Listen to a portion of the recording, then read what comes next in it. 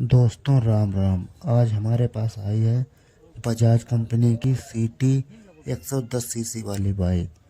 इसमें battery low हो गया है, तो इसे स्टार्ट करते हैं तो स्टार्ट तो हो जाती है, लेकिन जैसे ही एक्सीलरेटर लो तो ये बंद हो जाती है। तो हमने इसमें बैटरी का कनेक्शन अलग कर दिया है। देखिए, आपको हम दिखाते हैं इस तरीके से। ये है, ये हमने बैटरी का कनेक्शन इससे अलग कर दिया, तो हमारी गाड़ी स्टार्ट भी अच्छी हो रही और एक्सीलेटर भी अच्छी तरीके से ले रही है। दोस्तों, जब भी ऐसी कोई समस्या आए कि गाड़ी रेस ना ले न्यू मॉडल वाली में, तो या तो बैटरी फुल चार्ज करके इसमें रखिएगा, नहीं तो बैटरी का कनेक्शन हटा दीजिएगा, तो आपकी बाइक सही चल जाएगी।